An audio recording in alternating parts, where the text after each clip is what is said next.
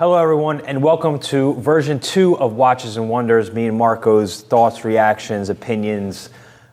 We have the king, Patek Philippe, which I consider the king. Some people hate me for it, but love me or hate me, Patek Philippe, it's one of the greatest brands out there, and I would say second to Rolex in terms of overall talk, right? Yeah. There's a lot of chatter about what's going on. It's always Rolex number 1 and Patek Philippe number 2, so let's get on to Patek.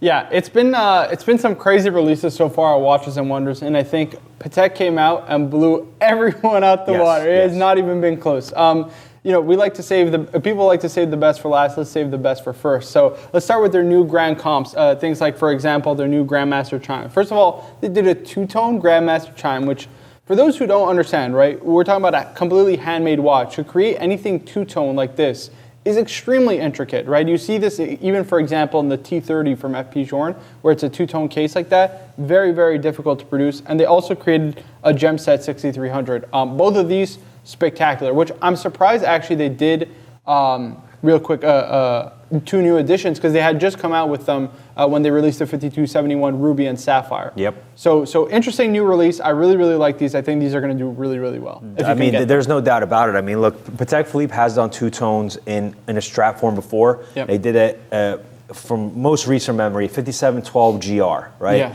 So this was a Nautilus that was always the, I would say, the black sheep of the family. It didn't perform as well as the white gold. It didn't perform as well as the rose gold. But there's some to be said about doing it in a grand complication. It's just aesthetically more pleasing. First off, you have the rose gold elements, it looks like on the lugs, right? Yep. And then you have a full white gold case. Mm-hmm. On the GR, I would say the 5712, it was the case size of the watch, it didn't work. Here, I think it's almost like a white gold watch with rose gold components, whether a two-tone. Yeah, right? Because there's a lot more white gold going on there. So I love those little intricate details. I tend to agree with you. And also, with a Grandmaster Chime, there's so much already going on. So adding even more to it, I think makes it even more like eye-catching, eye-popping, especially when you have the kind of popping of the different case metals from the case to the pushers and the other nuances. You know what it has going on the most? What? The dollar amount. Yeah, a dollar amount. Unbuyable. Yeah, I mean, we're talking about mansions like, on our wrist, which is incredible. So, you know, bring it to a gem set form with emeralds. I mean, this is like, it's so special, so spectacular. It's almost like, you know, who would actually, like, could you see somebody out in the wild with it? It's almost like a museum piece that you have to just put in the window and marvel at, right? It's going to show up on, you know, like Wahlberg or Jay-Z's wrist at the Grammys or something like that. But yeah, otherwise, you're probably never going to see this ever. Next came what probably was my favorite release in the entire Watches and Wonders 2023 so far. It's a 5316 with this kind of sapphire case where you get to see, or sapphire dial rather, where you get to see all the intricate components. It's absolutely incredible. Retrograde perpetual plus a minute repeater and a tourbillon also. That's a special watch. I mean, that is absolutely special. That is like a grail of grails, no doubt about it. So let's move down to the 5531. They actually made it in a white gold. Now, in my opinion, Patek Philippe makes the best enamel dials. Yeah. I think a lot of us can agree with that. And they did this with the 5531, and I like how they have different city components in them. Mm-hmm. I think it's just a very, very, very special watch with the minute repeater. It's like, it's one of those things where you look at and it's beautiful, it's a piece of art, it's got the enamel components, but yet it's so simple at the same time, right? It's eligible, it's sleek, it's chic, it's unique, right? You don't have to really, I've seen a lot of 5531s in my life, and you could just kind of look down at it and you can almost tell time. And it does have that little minute repeater on the side, so for those who know. Otherwise, it kind of just looks like a world time or enamel piece, but it's one of those, if you know pieces. Yeah, absolutely. I will say this, I'm surprised they kept the 5531 reference because it's a different case to the old 5531R. Oh, interesting, I did not know that. Yeah, so it does, I mean, just look at the lug profile. It doesn't look like it has those hollowed out lugs like before, right? So I think it's a completely different case, but I will let you know, as far as I know, it's from what I've seen also in pictures, different case, also a different dial motif. I'll be honest, I don't know if I prefer this to the other one. I like the 5531R tremendously. I think it's one of the nicest Patek Philippe Grand Comps you'll ever see. So yeah, this right here, 5531G, beautiful watch for sure.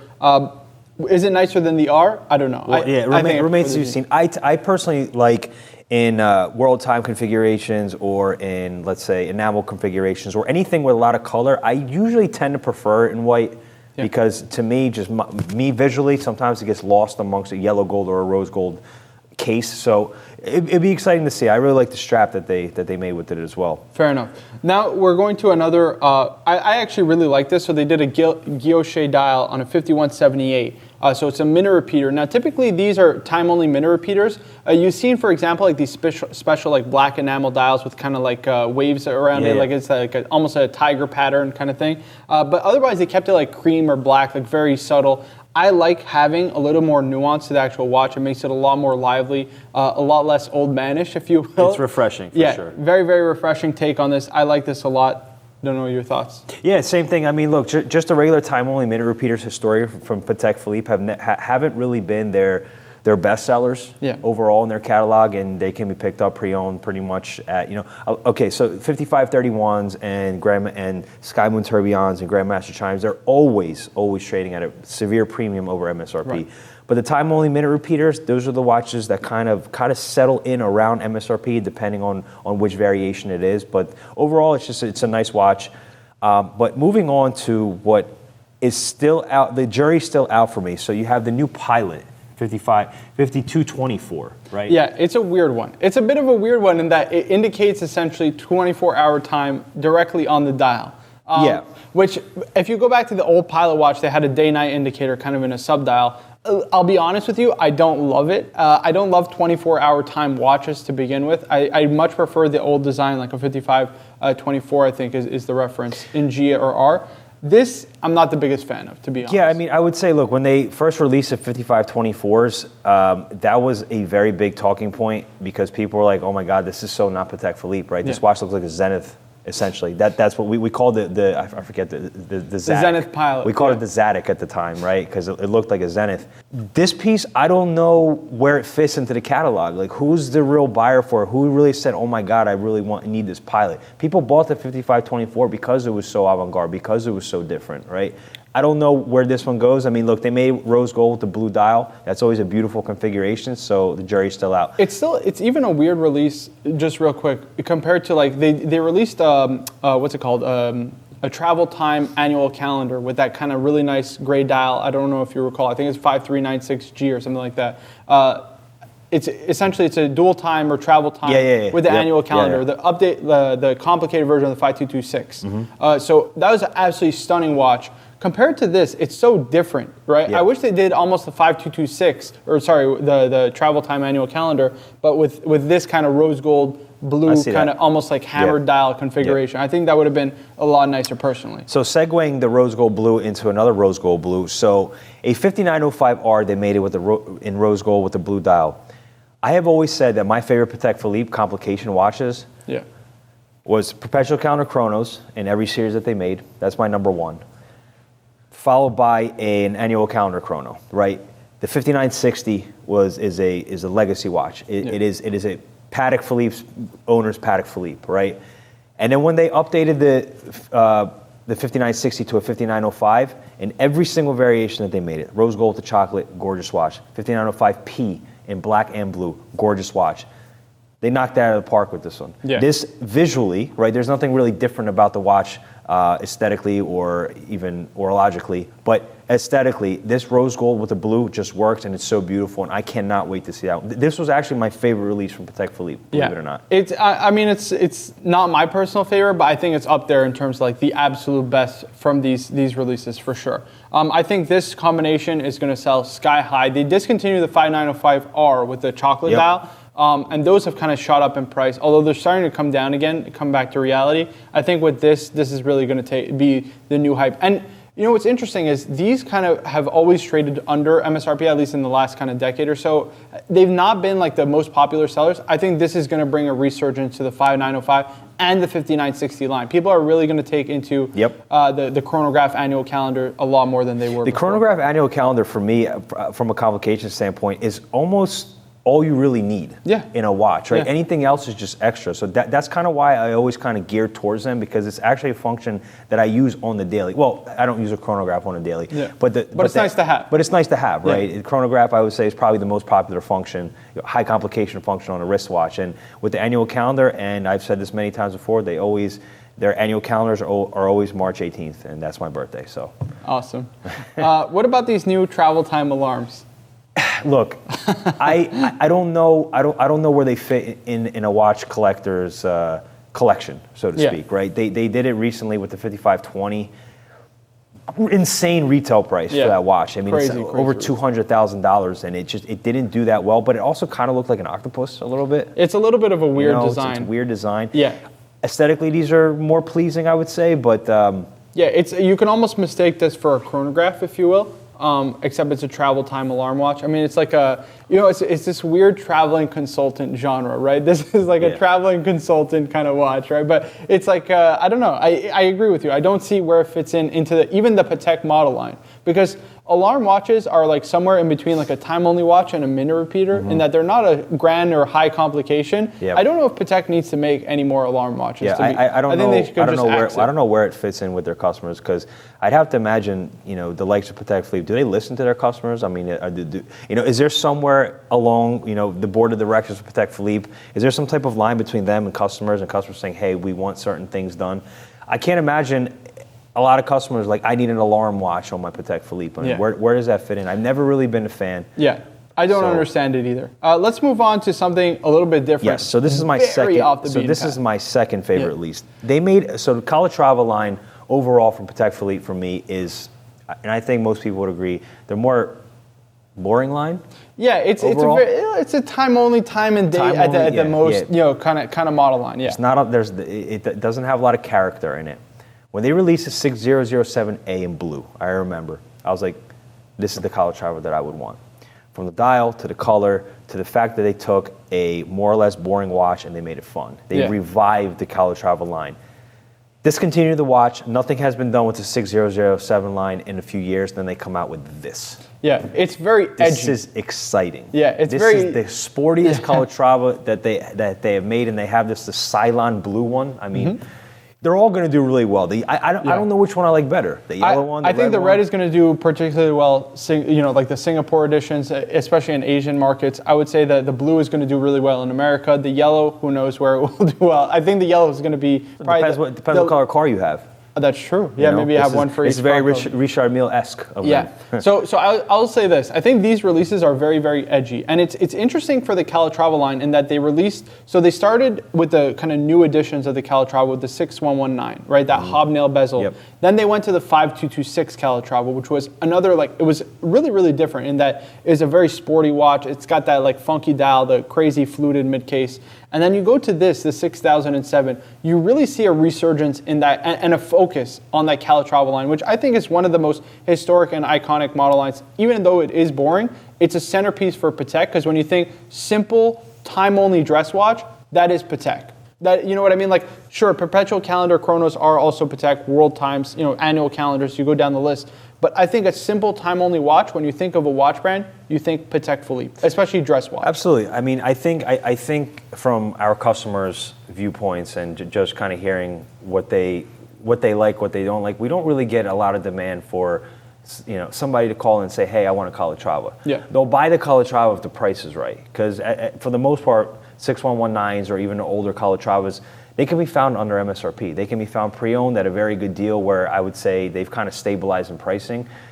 This is a line of 𝗙𝗰𝗲𝗏s where we're going to get phone calls for people to pay premium because they really want it. Yeah. There's going to be the demand of this 𝗙𝗰𝗲𝗏 line will surpass any other 𝗙𝗰𝗲𝗏 line you've ever seen before. Yeah, I think I do tend to agree, and it all plays into the sporty vibe of the watch. Yeah, it's so atypically Patek, very edgy, very fresh, young, and cool. I think this is Patek going into a new era. They're trying to target a new kind of customer. They're getting with the times. They're understanding we can't just rest on the Patek Philippe brand name. Yeah, especially with their use of colors. I mean, the use of colors and their more elegant dress watches. Yep. I mean, I'm very excited to see where they go from here. All right, let's skip over these kind of two ladies pieces and let's go to the Sorry, ladies. Yeah, sorry, ladies. Sorry. We'll just say it like this: they're nice, especially the plum 𝗙𝗰𝗲𝗏 one. Yeah. I mean, it's a nice watch. If you have a bag to match it, and you want to buy it for yourself, or your husband wants to get it for you as a gift. I mean, it's a beautiful watch. But this is the real meat and potatoes, if you will. The real meat and potatoes. So let's go to the 5261R, which is an annual calendar aquanaut. Now, prior to this, the only complicated aquanaut that I know of was a 5968, right? The chronograph.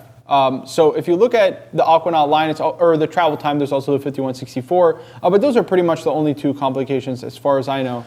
Well, you had the advanced research one as well. Well, that's also travel time, right? Travel time. 5650G was also a travel time. So having a calendar complication in an Aquanaut is a little weird. I'm still coming around to it, although I do like it. I got a hot take here. Okay, so tell me. I historically in watches am not a fan when they put a complication at 12 o'clock. Okay. I call it Cyclops, and I can't unsee it. Yeah. When I saw it, I'm like, I love the idea. I don't know if I love the execution.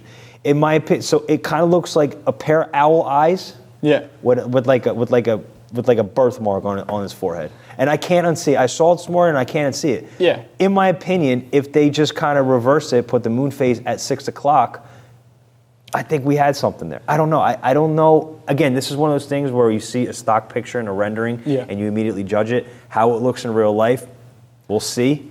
I think the design would have been a lot better if they went the 5740G route, right? The perpetual calendar, if you had the 2 subdials and then a third subdial, the moon phase within that third subdial, and then a pointer date, essentially pointing to it. If you had that, 369 look, it would have been a lot cleaner than this current design, I think so personally. My one gripe with it is, another gripe I should say, is although I like the complication, I like the idea behind it, and most of all, I like the fact there's a 39 millimeter Aquanaut. Yeah, which is nice.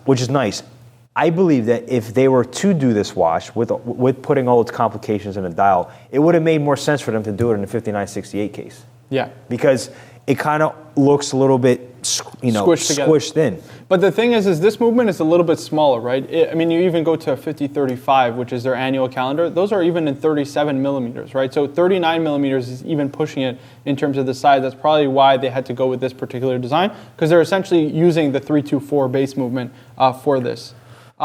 So let's get into these last two Aquanauts. We can skip over, I guess, the new 5268 gem set. Yeah, the 5268, real quick, we'll say, I think they did a great job with the stainless steel versions in black, white, and green. Yeah, especially the green. I love that green. Yeah, I think it was a nice touch to kind of make a ladies' piece a little bit bigger. And now, of course, they brought rose gold chocolate to the table. It's going to be a fan favorite. It's going to sell well. Yeah. So the 5968R, I've been talking about this for years. Yeah. As a matter of fact, I spoke about this I think Christian, even not Christian, somebody before Christian did a rendering of this watch for me, and they released the 5968Gs. Yeah. The white gold, blue, and green. Blue and green, yeah. And then I'm kind of happy to see them do it in a rose gold variant after. This is just, this is just going to sell well. Yeah, listen, rose gold chocolate for Patek is this, 5905. You go down the list of everything that they've done rose gold chocolate. It's always been a top performer, very, very good seller. 5164s, right? That's one of our best selling Pateks, period. 5167R. And here's the bigger brother. Yeah, this is the bigger brother. I think the model line needed it because every other, called? 5167, 5164 had chocolate and rose gold. So 5968 is just a natural extension of the model line. Absolutely. So kudos to Patek Philippe. I think they knocked it out of the park here. Minus the fact that they didn't really do anything with the Nautilus, but honestly, I'm just tired of talking about Nautilus and all different type of variations. But they did so much of it last year. Yeah, and that's one thing I will commend Patek Philippe on, where actually AP can't do that. AP can't do this, where if they don't make changes to their Royal Oaks, and there are so many changes to their Royal Oaks and so many variations, Patek Philippe doesn't need to do it. Yeah, they don't depend on the Nautilus model. Don't depend on Terry Stern said famously, I don't want Patek Philippe to be known as the Nautilus brand. That's it. Yeah. And that's to me why, and a lot of people will not like me for this, is why I think Patek Philippe has an edge over AP, because that's always the conversation. Should I get Patek or should I get an AP? And this is why I believe they're superior. Well, it's a different conversation entirely in that AP is still building out that dress model line for themselves specifically, right? You look at the Code 1159. Fantastic. They've done tremendous strides in the Code 1159, but it's still, they released, I think, the first code in 2016, 2018, somewhere around that range, right? Whereas Patek has been making perpetual calendar chronos, annual calendar chronographs. You go down the manual wind chronographs, you go split-second chronographs. They have Calatravas, perpetual calendars, world time. There's so many iconic model lines from Patek. That's what distinguishes them from AP, where, AP has that blank canvas silhouette with the Royal Oak, and they can make a bunch of different complications, but they all look somewhat similar because they use the same Royal Oak case. Yeah, so definitely there's a lot more variety in the Patek Philippe model line. They don't depend on the Nautilus, and overall, these releases were an absolute banger. I have to say, for me, 5316 has to be the showstopper. That's like God damn, I want that watch. Yeah, I mean, I would say the Emerald Grandmaster chime too. But you know, for like I said, for us normal folk, you know, I think a 5905R would suffice, and definitely a 6007 down the line. Yeah. But yeah, honestly, I give Patek Philippe an A. Now I'll say this: it's 2 years in a row that Patek has completely knocked it out of the park. You look at last year's releases; they had so many good. They did two batches of releases, so it'll be interesting to see if they do 2 batches of releases again. I think they released the second batch like October, maybe November even. That was when you saw the Aquanaut Loose and all those different models, the left-handed split-second perpetual even. So those were really nice to see. I'd love to see what Patek is going to do if they're going to release anything new. But yeah, 2 years in a row, I really love these releases from Patek. I actually prefer 2023's releases to 2022's, but you know that's a different topic, conversation for another time. But very happy to see it. I can't wait for them to hit the market. Yeah, so I love Patek. God, I love good things that come in brown boxes, and we say it all the time in our unboxings. When a Patek Philippe comes, it's a different feeling. It's like your body changes, your body language changes, your emotions change. You're like, wow, this is special. When it comes in, it's special. Yeah, there's just this certain gravity to the watch. Yeah, for sure. There's a certain gravity to the brand that when you feel it, you hold it. You know, even when you wind the watch, you engage one of the complications. There's that gravity. You feel that this feels is special. Feels special. So guys, I hope you enjoyed this. Thank you, Adrian, of course, for going through Rolex Patek. Should we do the best of the rest? Maybe let's do a third video. Yeah, I think we could. I think there was a couple really cool pieces that stood out for me. Yeah. But VC. I mean, we had to cover the Rolex and Patek because that's where all the conversation is. But I think our viewers probably would want to see our opinions on the other stuff, right? Because there are other watches out there, of course, right? Yeah, absolutely. Adrian, thanks again for joining me rather. Roman, we miss you dearly. Hopefully you'll be back from vacation soon. We can do a full reaction. But guys, thank you so much for watching. Be sure to like, comment, share, subscribe. And of course, we'll see you guys in the next one.